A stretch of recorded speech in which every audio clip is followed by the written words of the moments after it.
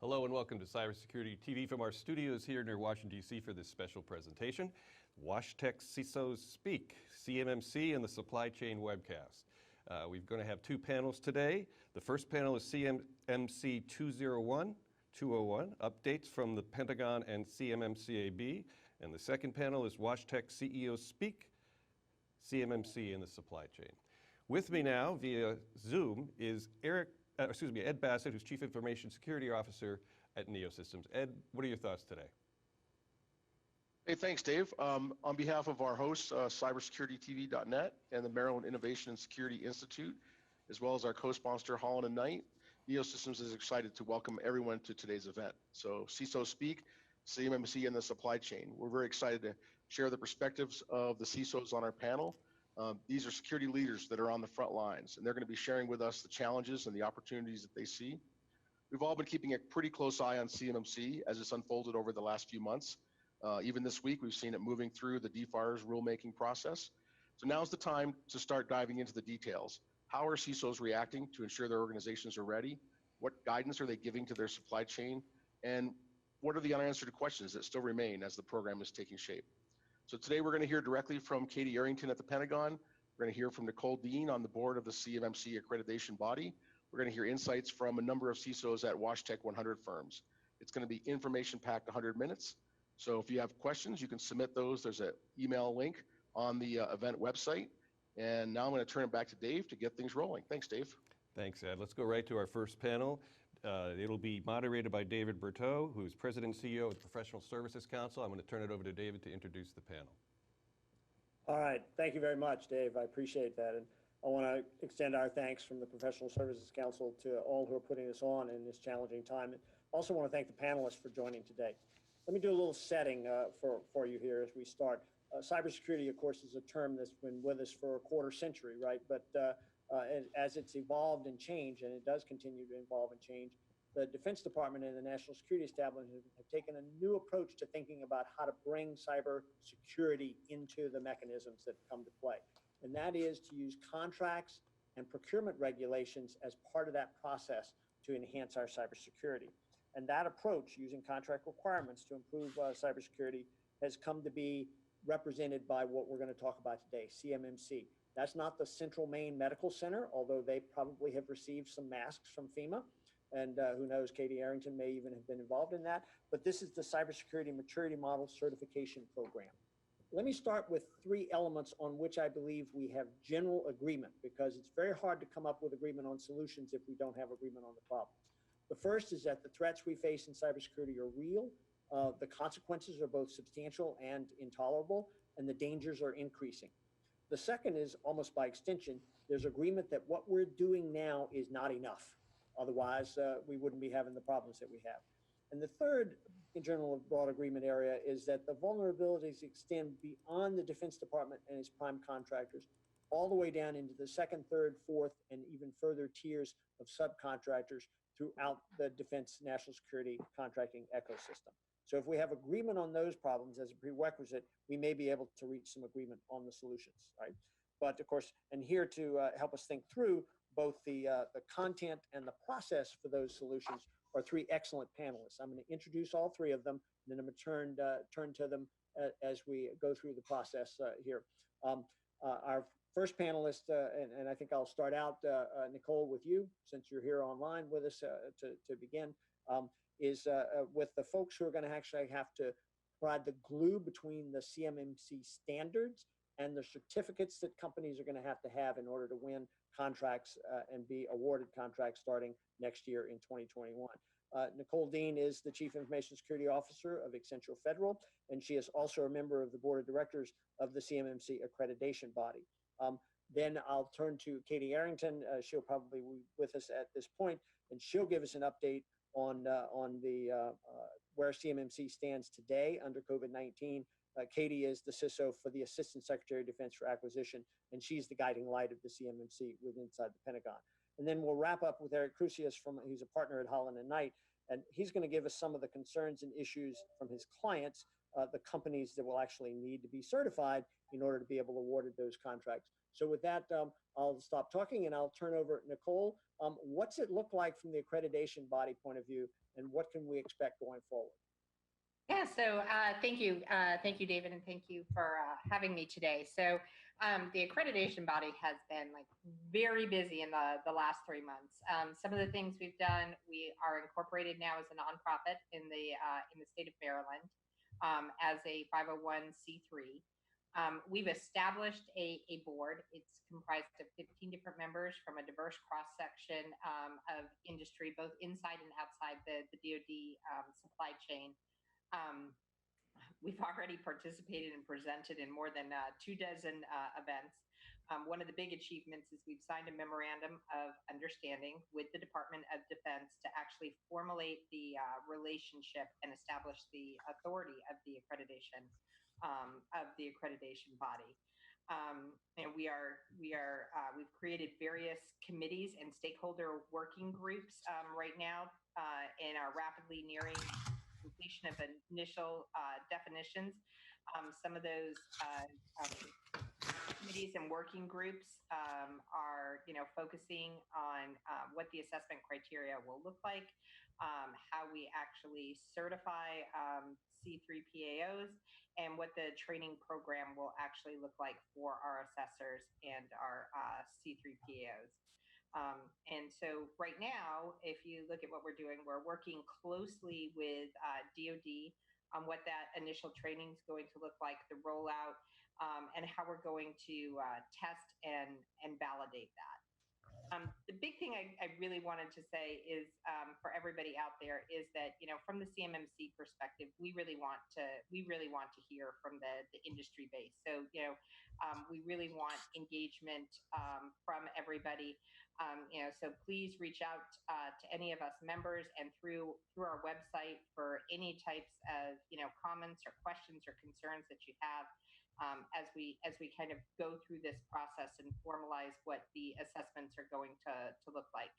But really the whole goal that we are trying to achieve here is to kind of change the culture across, not just the defense industrial base, but the entire supply chain that exists out there that supports the Department of Defense.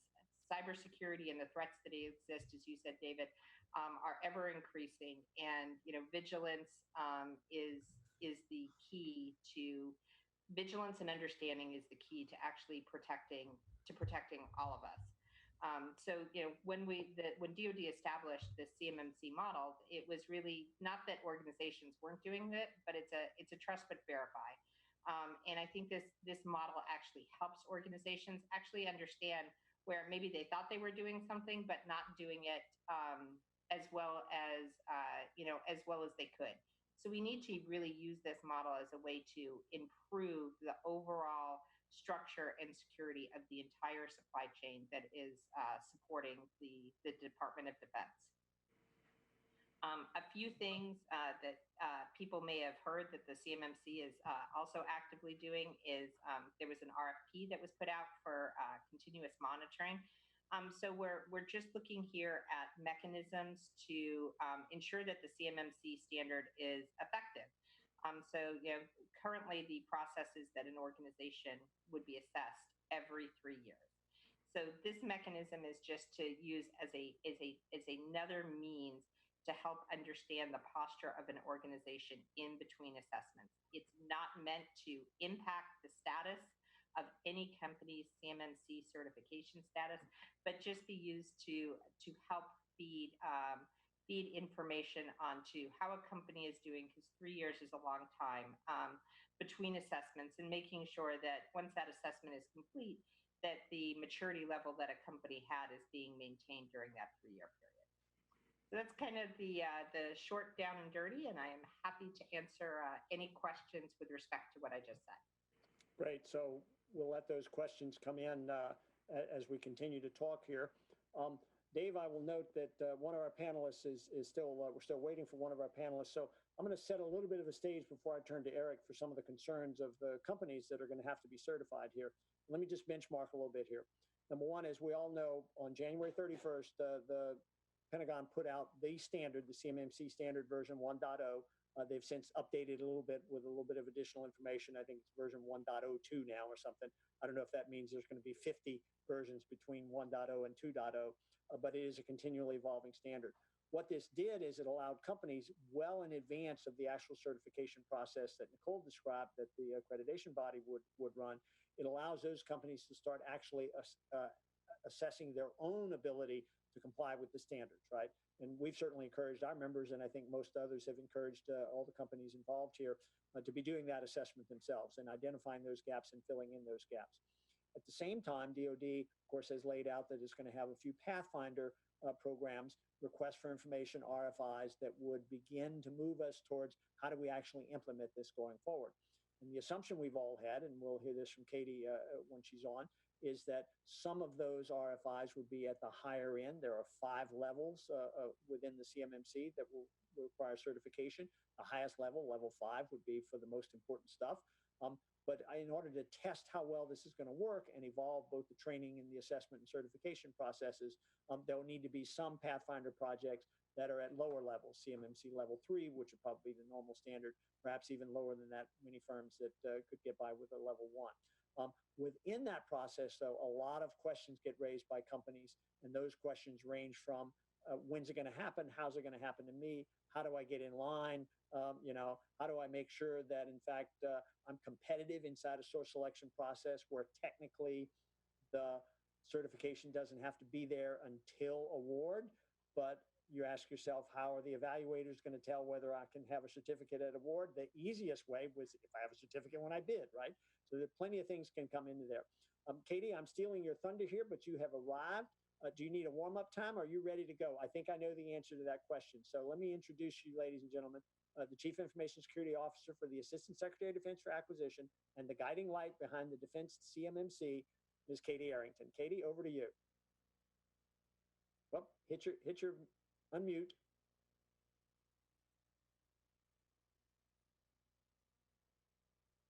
Ladies and gentlemen, you're witnessing history here. Katie Arrington on mute. That's very funny. So hello, everybody, and how are you doing today? And I'm sorry for the delay. I was logging into a Zoom meeting. I was all by myself, and it was quite fun for the past 10 minutes. So I heard the snippets. I just wanted to recap. Did Nicole already say where the AB body was? Yes, she did. All right. So I'm guessing and going to juxtapose where Nicole left off. We in the Department of Defense have not taken our foot off the gas pedal on CMMC. There have been a multitude of things that have been going on. Besides working through, we've pushed the DFAR rule change. That should be coming out for public comment here any day now. Where we are with the training, I'm sure Nicole updated. Our challenge is that we have a new sheriff in town, and it's called COVID. And trying to figure out how we will actually do an assessment in the new normal. And I don't see this coming off of being the new normal. I think that, I'm sure we've all heard, for the past 6 weeks, a lot of people talking about what the new normal looks like. And I think that until we actually have a vaccine for COVID, we're going to have to do some social distancing and masks, and we're going to have to limit the amount of interconnectivity we have with each other in person. That really doesn't affect except the CMMC certifications, except on level 3. When we actually start having to go in and we have to physically be able to see what a company is doing. So trying to figure out how we're going to do that. We're continuing with our Pathfinders. We're doing them all virtually. We're using a great deal of platforms to be able to do that. So we're still marching forward with our Pathfinders. When it comes to actual RFIs, I'll be very blunt in that because we are working through the challenges of how we'll actually do an audit. Besides training, and Nicole, the actual training of the auditors to figure out what we are doing web versus what they're doing in person is a challenge. The next point is going to be that as we had pinholed and had our acquisition strategies, we're going to roll the RFIs out in June. I don't want to hold up an acquisition process by not being able to actually provide somebody there. So we're holding on. We're continuing our course, but we won't stop acquisitions. We won't get in the way. If we have to, move 2 weeks, I'll move 2 weeks, but in no way, shape, form are we putting this bad boy down. This is continuing. And COVID, the amount of upticks of ransomware have been staggering for small businesses. And it's a hard thing for companies to say that they've been hit. We can see who's been hit, and I can tell you it's been a lot, and we need to stay this course. A couple of updates that I've been talking about, and I don't know that anybody really kind of got the gist of it. But if you haven't read, which I know we all have plenty of time now to sit back and enjoy the comforts of reading a good PDF, the National Cyber Solarium Report. If you haven't read it, I would say Google it and download it and take some time. And if you own a business or you work at a company, you should really pay attention to sections 4.4.3 and 4.4.4. And in those, if you know what Sarbanes-Oxley, David, do you know what that is? Yes, indeed. I comply with it every conversation I have. And can you give the audience just a cute little tutorial of what it is? The basic idea is that any communication you're having with anybody who might be investing, you got to stick to two things. One is actual facts, which you can document somewhere. The other is your personal opinion, which we will label as your personal opinion. Knowing you, you're going to stick to both. So in Sarbanes-Oxley, in the National, it's out there. They want to amend that to include cybersecurity. They do, and they want, and absolutely. And one of our big pushes has been that, we don't want to make this and never did we intend on just being a DoD thing, right? That the CMMC was the jumping off point for a great deal of synergy. That's why we included all the international standards, and we were broad in NIST and ISO and bringing it all together.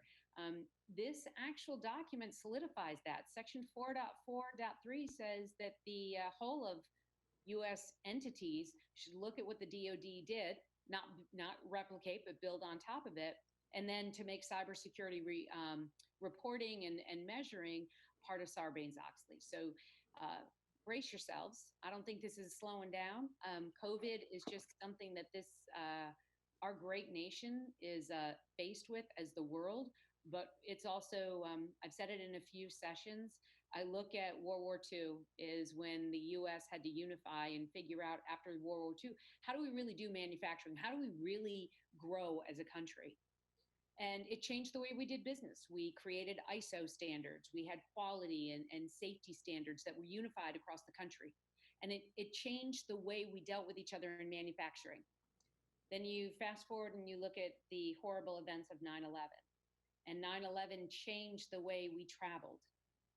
I think COVID changes the way we interact. And it's just going to be a new normal for us to be able to take the care and consideration into that you mean something to me on the other end of the computer. And that we have to be careful and cognizant of how we communicate and interact with each other. But it also heightened the way that the importance of how we communicate with each other. And that's what we're using today, Zoom. And if you're not logged in appropriately, if you're not doing the basics up front for cybersecurity, you're at risk. Everybody is plausible. Everybody is accessible. We're all interconnected. As you know, when I first started this whole CMMC thing, I said, name one thing in your life that doesn't have cyber. Do you remember those conversations? And somebody said an apple. And I said, yeah, no. Now, name one thing in your life that isn't by cyber, by this. And are you doing your basic due diligence daily? And it's not that we want to gig you. We need you. And we need you here for the long term. So we'll have a great conversation today, I'm sure. I love seeing all your faces. I haven't seen human beings. I was at FEMA yesterday. Was I at FEMA? Yes. And this is my first time being back on CMMC in a few days. So grateful to be here, open to the communication, and whatever I can update you guys on, more than happy. All right. Thank you, Katie. So we've heard now from Nicole on the accreditation body and what they're doing to be prepared to start assessing and evaluating and training and ultimately certifying. We've heard from Katie that CMMC, from the Defense Department's point of view, has not taken its foot off the gas, notwithstanding COVID-19. Time is of the essence, in fact, perhaps more than ever. Now, let's turn to our partner from Holland & Knight, Eric Crusius. And Eric, you're probably hearing from a number of companies who are going to have to go through this process and some of the concerns and issues they're raising. So we've already got a few questions coming in, but why don't you add to them by the questions that you're hearing from others? I'm great at adding questions. Thank you so much, David. And thanks to the other panelists too. It's good to hear the different perspectives, of course, especially from folks who are involved right in the middle of it. I do hear from contractors about this fairly frequently, actually, probably more than anything else in the last 10 years. Contractors have been calling about CMMC. And I think to Katie's point just a few minutes ago, I think COVID-19 has exacerbated and really shown a light that this is something that's really necessary, because you have folks working from home, complicating the cybersecurity requirements that they have and their abilities. And like Katie has said, I've also heard about an uptick in attacks on companies as well. So contractors who call me ask, what level do I need? And I tell them, look at the contracts that you have, see what kind of requirements are within those contracts, and try to match those up with the CMMC standard 1.0 and see where you think they're going to fall out, because these are the contracts that you're going to want to try to get when they're up for recompete. And you're going to need to have that CMMC certification when you're up for recompete. So start planning now, even if your contracts are not one of the Pathfinder contracts or one of your prime contractors' Pathfinder contracts, you need to kind of feel out what kind of level is going to be needed and study 1.0 and see where you are and where you need to be. Not an easy thing to do, but take an honest assessment of your organization. Of course, that requires looking at the current requirements, the current DFARS clause. That requires compliance with 800-171, that NIST special publication with 110 different requirements. Are you certifying that you're compliant, and are you compliant? So there's a few things like that, but also just planning ahead. Connecting with the accreditation board. They're doing a lot of outreach now. They're accomplishing a lot in a short amount of time. They have a lot of valuable information on their website. Just going on their website and just connecting with them, staying involved with them, getting third parties lined up to help you through the process. A company like Neosystems who's sponsoring this, any kind of back office cybersecurity you think you may need, start thinking about that now, because there's going to be a rush of companies looking for that. Kind of like how we are now, where we're all rushing for toilet paper. Luckily, my wife had the foresight about 2 months ago to ask me to go out and get toilet paper, and I did. And we have about a supply that'll take us through the end of the year or so. So I'm not giving anybody my address, though. I don't want just in case. But really thinking ahead about what suppliers you need, what third parties you need to work with in order to make sure that you're compliant, because nobody here is an island. The government contracting community is actually a community where people are there to help each other. So figure out who you're going to need help with. There's a lot of free information out there. Of course, understanding those current requirements, making sure you're complying with them. And when that DFARS clause comes out any day now, I've been anxiously waiting for it myself. Looking at those requirements and see how they match up with CMMC and see where you're positioned. All these things that you can do to kind of plan ahead as a contractor will really work in your favor in the months and years to come when you are going to have that CMMC requirement. All right, thank you, Eric. Those are good comments to start from. So I want to thank all the panel for their comments to start with. We have a number of questions that are coming in, and those of you who are watching, keep questions coming because we'll get to as many as we can, and then maybe we'll even give out homework assignments for the ones we don't get to, and follow back up so that those who put this on will be able to get some good answers there. Let me start with a really tough one, right? A relatively small number of companies are going to require, and contracts are going to require, level 4 and level 5 certifications, right? And so are there guidelines that an organization can use to help determine if level 4 or 5 would be required? Eric, you laid out, start comparing yourself against the existing standard, but it's one thing to compare yourself to the standards required at level 1. It's entirely another thing to compare yourself to the standards that would be required at level 5. So Katie, what's the thinking inside the department there? And then let me ask Nicole what the thinking is inside the focus of the accreditation body on the initial assessments. So level 4 and 5, if you were to look statistically at Department of Defense contractors, we have 300,000. 0.06% of them will actually ever need to be level 4, and 0.06% of them would ever need to be a level 5. For the companies out there that are on particular programs, because I don't want to tell the adversary how to, what I want to protect. Those would be on those contracts or those programs that are pretty high speed. If you're on a current contract today and you have some cyber requirements that are out of the norm in any one of the services, you should probably think yourself, you might be there. If you're just doing, you're touching CUI, you're on and I don't want to say a non-critical. We're all critical, yes. Well, no, it's, and I'm trying to say it in the nicest way possible. If you're on one of our really important programs, you're probably going to be in that range. But if you're doing, working on business systems or, ERP or, your simplified acquisitions, you're probably never going to need a 4 or 5. And most contracts actually are going to be at the level 1. We're getting very arduous about what we need to be transmitting and sending down the pipe. Because we've had so many issues. We have to, that was part of the whole rewrite of the 5000 series, the adaptive acquisition framework, the new DoD on CUI. So very few companies will be level 4 and 5. We're looking at those. I don't think the training with the AB, and I'll let Nicole answer that, but we're looking at that as phase 2, not phase 1. And you want to grab that, sister? Sure. So, to keep with the sensitivity that Katie was getting at with the where you would see 4 and 5, the way the AB has been describing it is mission systems. So you're going to see 4 and 5 probably with what DoD would consider a mission system, and the business operational systems that are the majority of the acquisitions will be the lower level certifications. And so Katie is absolutely right. 4 and 5 will be the longer pull. Levels 1, 2, and 3 are going to be the initial that we would roll out for even training assessors as well as performing assessments and certifications, since they're going to be the majority of the contracts that we're going to see.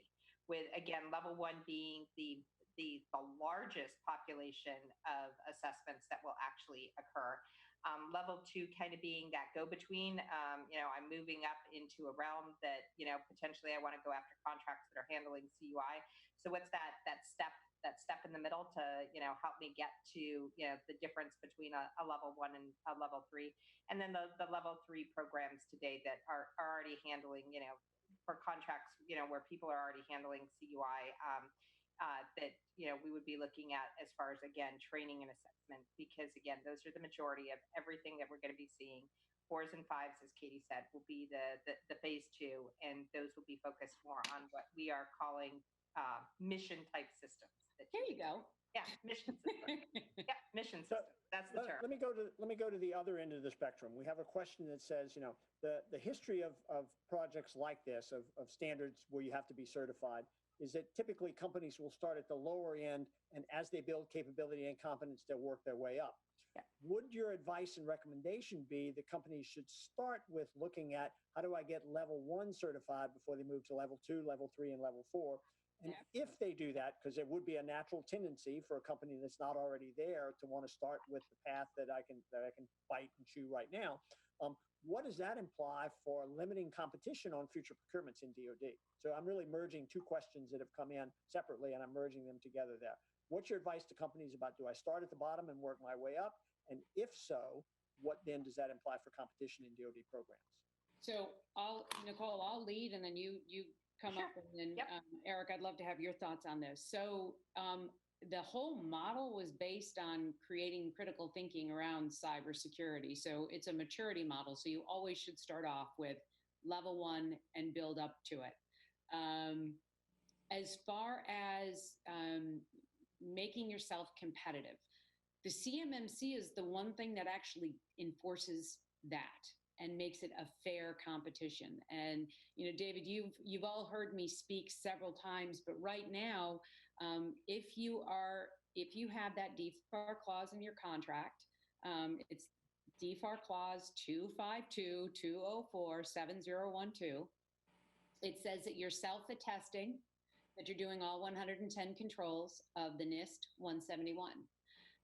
If small business A and small business B they're both attesting that they're doing it, but only one of them is doing 80 controls and the other one is actually doing the other 110, the one doing the right thing rate is going to be higher, but they're both technically acceptable. So right now, I will say, I'll get gigged in the press, but I'll say it's not necessary. It's fair that they're both technically acceptable, but that's why we're putting the CMMC in, so we level set that when people say that they're really qualified to do it, we trust, but we're verifying.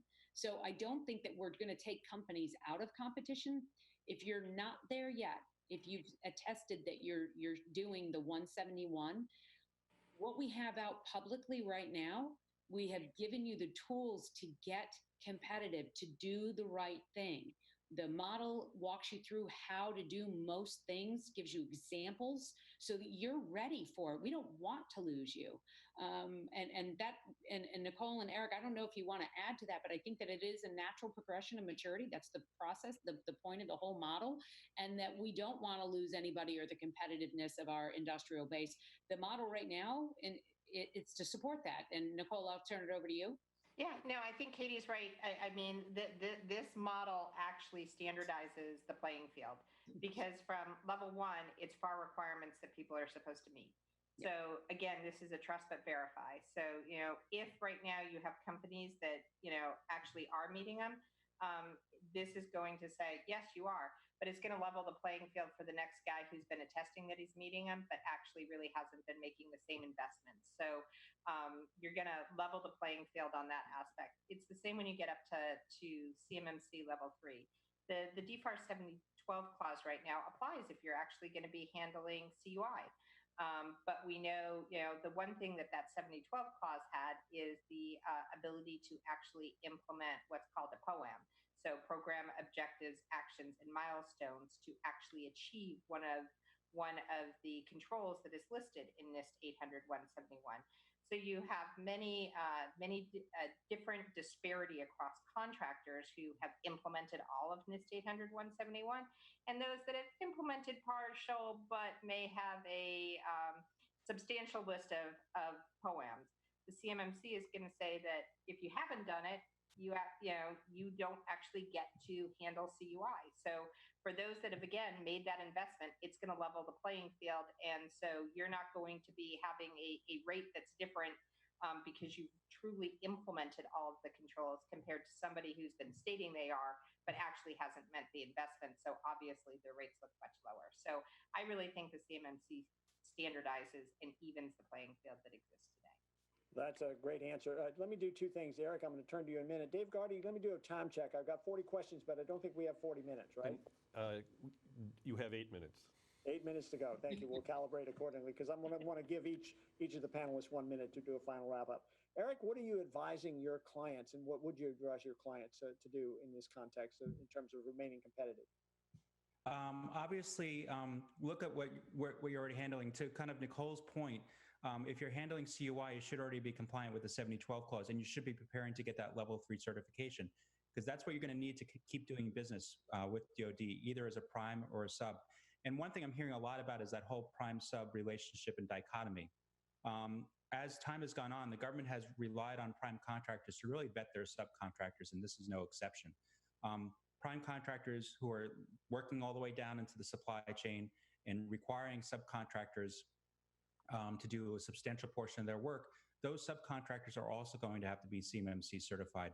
And they have to look to see which level do they need to start at. Of course, we all need to start at level 1 and keep going up higher and higher as we obtain more capabilities.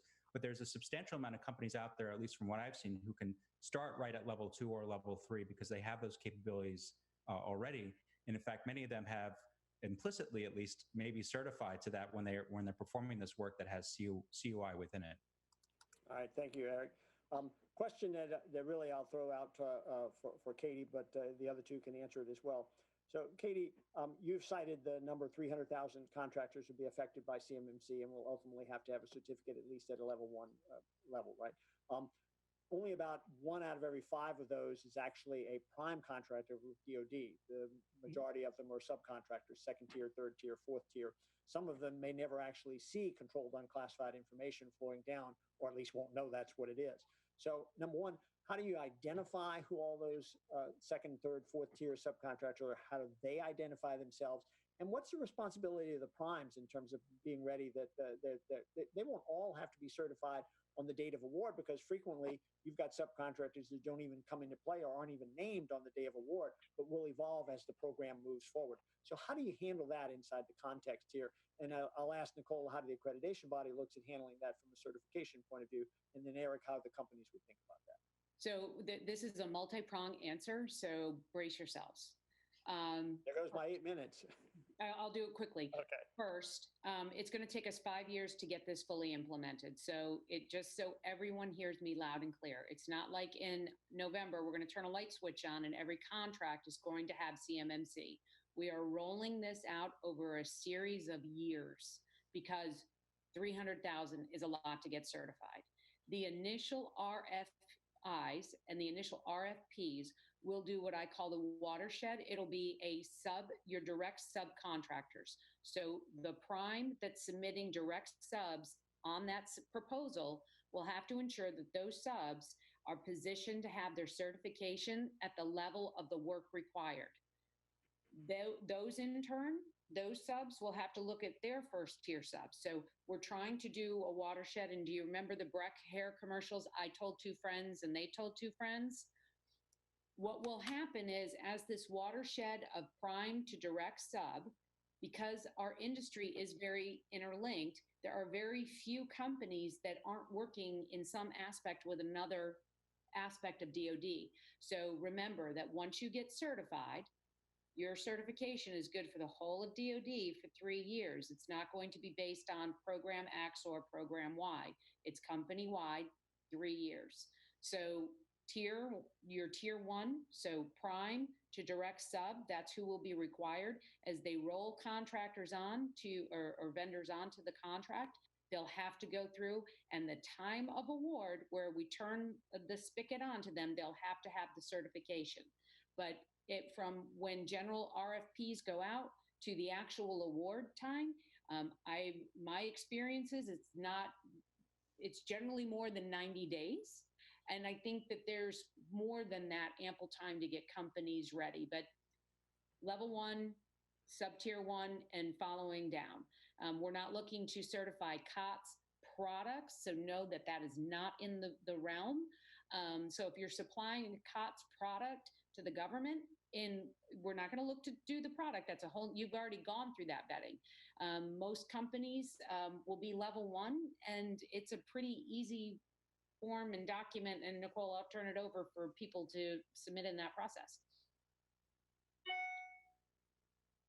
Yeah, so I mean, because I know we're short on time, so let me just ditto everything that Katie just said, and just said that while a certification is good for 3 years, if a company feels they are ready to advance to the next level in the CMMC model, they don't have to wait the 3-year time frame to get to the next certification. You could be certified a level 1, year 1, but if you make investments and do everything within a year, you could come back for a certification to be CMMC level 3 the very following year. So, as companies feel they are ready for the next level of certification, they can engage to get that so that they are certified at that level across the Department of Defense. All right, so Eric, let me turn to you. So one of your clients has come to you and says, I'm really in a pickle here, right? I'm putting a proposal together.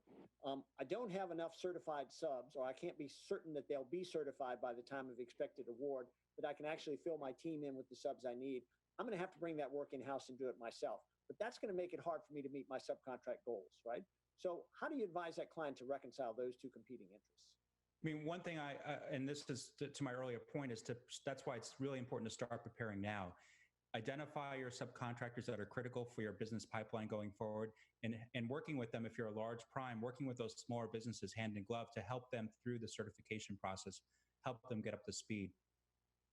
There's not a lot that you can do. Those are kind of 2 immovable objects at this point, where you have these small business subcontracting goals, and then you also have requirements to find CMMC certified subcontractors. But I'm guessing everything I've seen from the AB is that they're going to do a terrific job of processing these certifications really quickly, and I bet there'll be a large enough pool if people look of certified subcontractors. All right, thank you. Well, we have not run out of questions at all, but let me take the last couple of minutes and go in order. Final comments and advice. Katie first, and then Nicole, and then Eric. Katie? Don't wait to get certified. Go look at what the model says to do now. Direction, guidance, do it now. We need you there. The government is working as fast as we can, but you need to take care of business today. The adversary is not sitting back and waiting. And that would be my one piece of advice to everybody, to get good now. Don't wait. Don't wait. Get good now. All right. 5 good words of advice from Katie Arrington.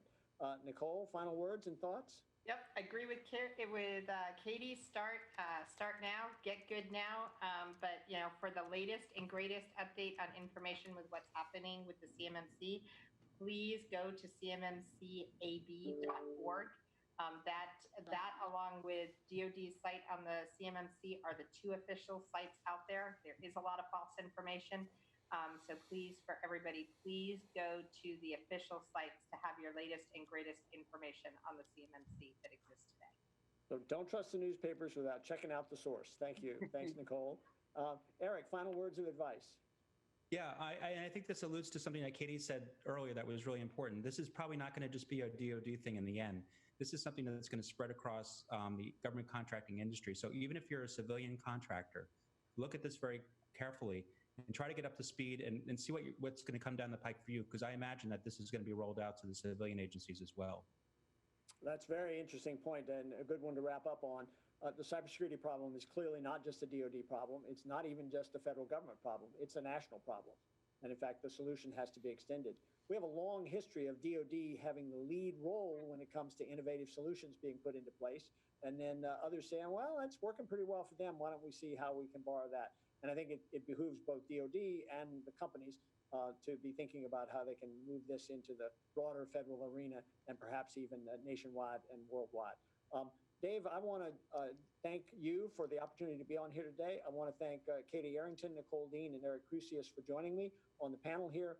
And with that, I'll yield the rest of our time back. And there are about 400 questions to go, so we'll distribute them evenly and spend the next hour or 2 answering them on our own. Thanks a lot. Yep, thank you, David. And I want to I'm amazed at how many questions I sent you, and you still were able to chair that panel pretty well. And that Zoom panel, by the way, is one of the best looking Zoom meetings I've seen in a while as far as dress. Very good. Thank you very much. And that, of course, was CMMC 201, updates from the Pentagon and CMMCAB. We're going to go to a sponsor break right now. Tom Tellerton from Dixon, Hughes, and Graham. He's going to be coming on here 1 second, and we'll roll him in, and then we'll come back. We'll have Armando Say and his panel. Hi, I'm Dave Gardy for Cybersecurity TV from our studios near Washington, D.C. in preparation for the CMMC event that's taking place. And with us on the Skype right now from Charlotte, North Carolina is Managing Director of DHG, Mr. Tom Tellerton. Tom, thanks for joining us. Hey, good morning. Give us an overview. Who is DHG and what's the value proposition that they bring to the table? Yeah, I appreciate it. DHG, Dixon Hughes Goodman, is a top 20 public accounting and advisory firm based in Charlotte. We have a very strong government contracting services group that focuses on providing government contractors, DoD contractors, with financial audit, tax, and advisory services. I sit in our IT advisory practice and focus on cybersecurity and data privacy compliance services. Again, we have a very strong government practice. We've worked with a lot of government contractors across the United States on a variety of issues and topics. And CMMC is really a hot button right now. And we look forward to helping contractors kind of navigate the waters around CMMC in coming months. How does DHG recommend preparing for CMMC certification? Well, it always comes down to understanding the nature of the information, CUI, that you have and where it sits and who has access to it. That's always where we recommend clients start, getting an understanding of their system and the nature of data flows. And then from there, it's really a gap analysis against what the CMMC requirements are. Once you understand what your environment looks like, what your system looks like. You need to understand what control environment you have in place and where you're weak. And we've helped clients do that quite a bit in the past. And how can DHG help me as a federal contractor prepare? We've, in the past, helped contractors with those gap analyses that I've just mentioned with the NIST 800-171 framework that has existed, is the rule right now, and the DFARS requirement.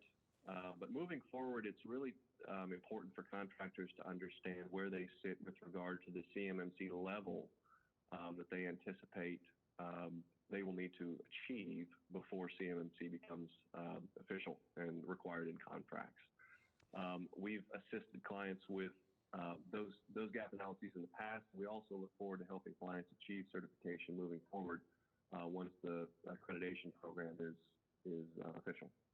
So if people want to find out more about DHG, where do they go on the web? We're at dhg.com/IT advisory. Thanks. We've been talking to Tom Tullerton, who is the Managing Director with DHG. Tom, thanks for joining us via Skype. Absolutely. Thanks for having me. I'm Dave Gardy, and now we go back to the NeoSystem CMMC event.